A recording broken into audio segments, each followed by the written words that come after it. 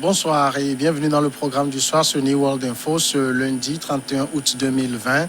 Nous commençons comme toujours avec le décryptage de l'actualité. Nous parlons du Mali ce soir, le Mali où la CEDEAO exige une transition civile immédiate. On en parle tout de suite avec Mamadou Diouf, notre éditorialiste. Bonsoir Mamadou Diouf. Bonsoir Samuel. Le président en exercice de la CEDEAO, Mamadou Issoufou, a tensé vendredi les militaires désormais au pouvoir au Mali pour leur refus de rentrer dans les casernes à l'ouverture du sommet appelé à statuer sur le maintien des sanctions contre le pays. La CEDEAO a notamment réclamé vendredi des élections dans un délai de 12 mois et promis lever progressivement les sanctions qui pèsent sur le pays. La CEDEAO a également demandé un transfert immédiat du pouvoir aux civils. Pour la CEDEAO, il faut un président de la transition civile, mais également un premier ministre civil. Tous deux ne pourront pas être candidats aux élections à venir. Mamadou Diouf, voilà une position sans équivoque affichée par la CEDEAO. Oui, la CEDEAO, je dirais, a mis la barre très haute pour dire aux militaires on ne vous laissera pas gouverner le Mali. Puisqu'en fait, finalement, c'est cela. Si le Premier ministre est un civil, le président de la République est un civil, et même le texte dit autre chose, il ne faut pas qu'il y ait une structure au-dessus. Parce qu'en ce moment, le Conseil national de salut du peuple, on peut faire un président civil, un premier ministre civil, et puis garder le Conseil national en se mettant au-dessus. Mais le texte de la CEDEAO précise même que le Conseil national du peuple ne peut pas être au-dessus du président de la République et du Premier ministre.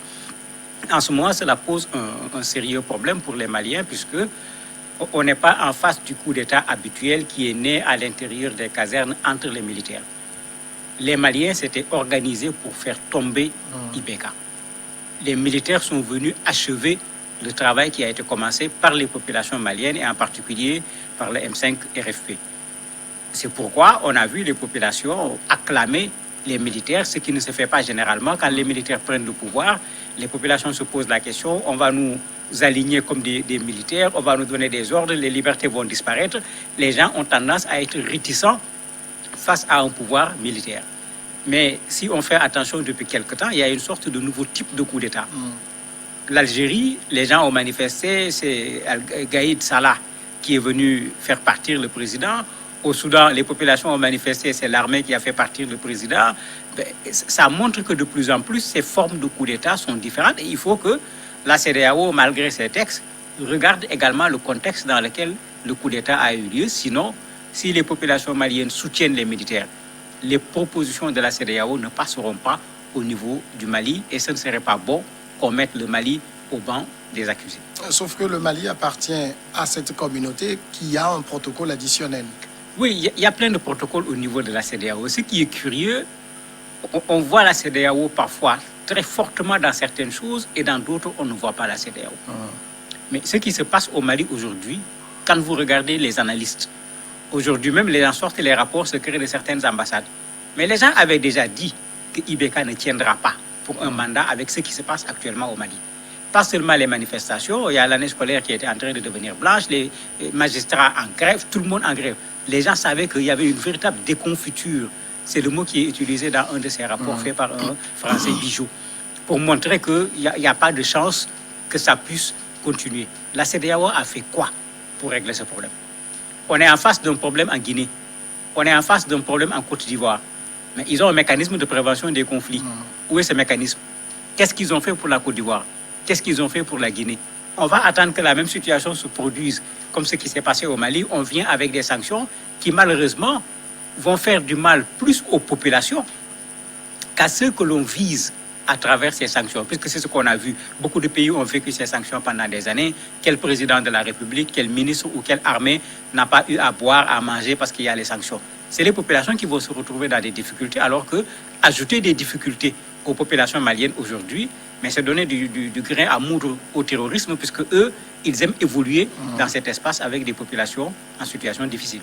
Mais il n'est pas quand même question pour la CEDEAO de laisser les militaires évoluer en roue libre. Mais il faudra leur donner quand même un peu d'espace, puisque aujourd'hui, ces militaires sont une sorte d'espoir pour les Maliens. La CEDEAO est toujours dans sa logique élection, parce que c'est tout le problème qu'on a avec la CEDEAO. Quand vous dites transition au niveau de la CEDEAO, on voit les prochaines élections. Mais dans quel pays africain les élections ont réglé les problèmes? De plus en plus, les élections deviennent même des sources de problèmes chez nous. De sorte qu'il y a même certains qui théorisent en disant est-ce qu'on ne va pas faire un pouvoir tournant? On n'organise plus d'élections, on économise les milliards qu'on devait mettre dans les élections, il n'y a pas d'affrontement, on sait que c'est lui d'abord, ensuite c'est celui-ci, ensuite c'est celui-là. Donc les élections ne sont pas nécessairement une solution. Pour le cas malien, les gens le rappellent, il ne s'agit pas de donner à la transition un terme en disant 12 mois. Il s'agit surtout de donner à la transition un contenu. Maintenant, sur la base du contenu qu'on donne à la transition, on détermine un temps raisonnable par rapport au contenu. Mais s'il faut aller à des élections seulement, on peut le faire dans les 6 mois. Mais est-ce que c'est ça que les Maliens veulent? Est-ce que c'est ça que les militaires cherchent? Mais ce n'est pas véritablement ça que les gens cherchent. Les gens sont en train de vouloir mettre en place ce qu'ils appellent un Mali nouveau. Mais pour construire un Mali nouveau, 6 mois, 1 an, en fonction de la feuille de route, ce n'est pas évident qu'on puisse le faire.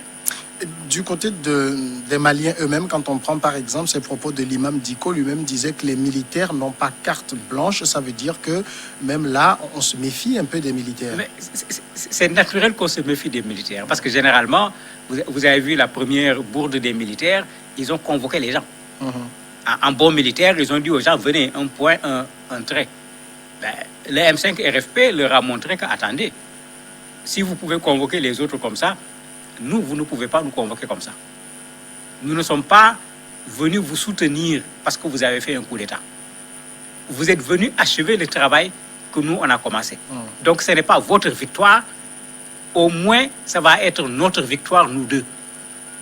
Et vous avez vu ce qui s'est passé. Ils ont été obligés de recevoir le M5 RFP à part, discuter avec eux, éventuellement s'entendre sur un certain nombre de choses, parce que quand ils sont sortis, ils n'ont pas été très clairs. Une chose est claire, le M5 a donné 2 interlocuteurs permanents, 2 personnes qui seront en contact de façon permanente avec les militaires, ce qui veut dire qu'ils vont en quelque sorte co-gérer la transition. Et c'est ça que les gens craignent, et c'est ce que les gens ont vu dès le départ. Et quand l'imam parlait, c'était ça.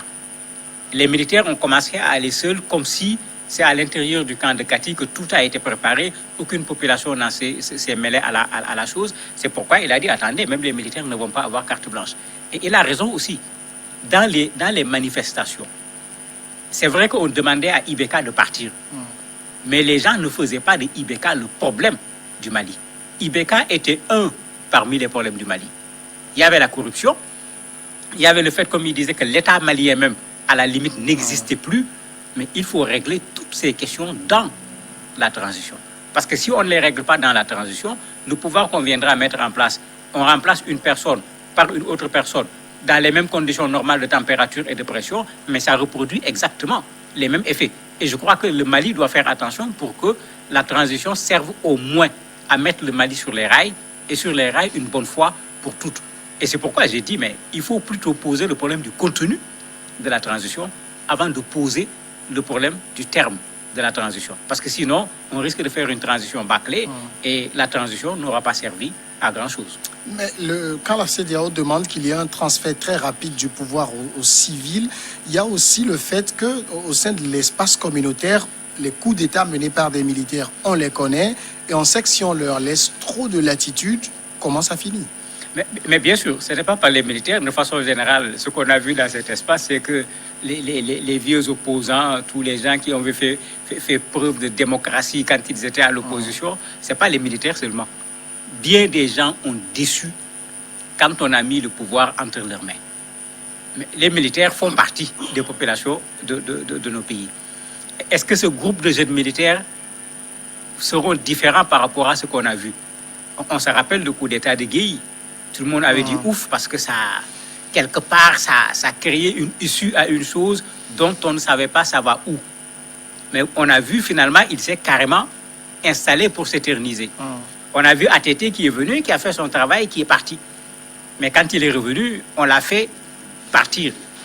Donc il y a cette équation qui est là, qui fait qu'on ne peut effectivement pas donner carte blanche à ces militaires parce que même si pour le moment on nous présente des gens sérieux, des gens rigoureux, des gens qui ne traînent pas des casseroles, bon, nous ne sommes pas sorciers pour savoir qu'est-ce qu'ils vont faire demain.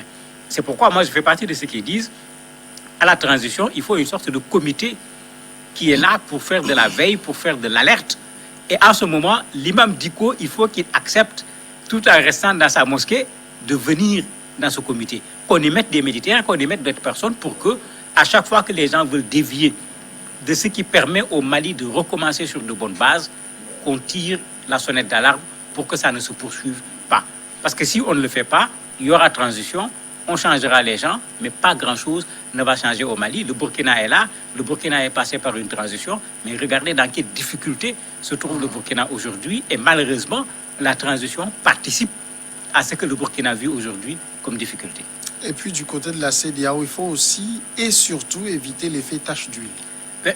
Mais bien sûr, c'est que sur ce plan, on comprend qu'une organisation comme la CEDEAO ne peut pas cautionner un coup d'État. C'est clair. Si la CEDEAO applaudissait, ça va être grave. Mais je suis sûr que sous cap, parmi eux, il y en a qui applaudissent. D'ailleurs, même il y en a qui l'ont finalement dit en faisant un jeu de mots, en disant que 3 mandats également, c'est un coup d'État. C'est très clair comme message. Pourquoi la CEDEAO avait signé ici également des textes en disant que plus jamais plus de 2 mandats. Ils en font quoi actuellement aujourd'hui par rapport à ces textes-là? Malheureusement, la crédibilité de la CEDEAO a été entamée depuis fort longtemps pour des médiations qui n'ont pas marché, y compris au Mali. Aujourd'hui, la CEDEAO est en train de faire les propositions que le M5 leur avait fait quand ils sont venus au Mali. Ces gens leur avaient fait une proposition logique quand l'imam avait dit aux gens, laissez le président ici. Et on prend un premier ministre, on lui donne tous les pouvoirs. La CEDEAO a cherché à l'avoir par la suite. Quand ils demandaient qu'on laisse Ibeka au pouvoir, c'était pour ça.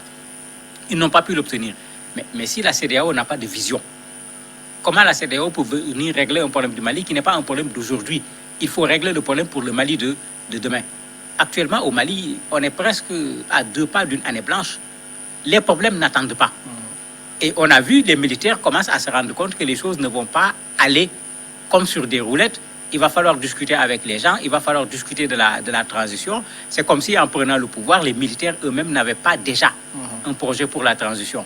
Le M5 en avait un, puisque eux, ils le réclamaient. Ils en avaient déjà un, ils l'ont mis sur la table. Il y a Boubé Maïga qui parlait au nom de son parti, qui dit, lui, on peut également faire du partage du pouvoir. Un président civil, un premier ministre issu du Conseil national de salut du peuple, etc. Il y a actuellement plusieurs alternatives.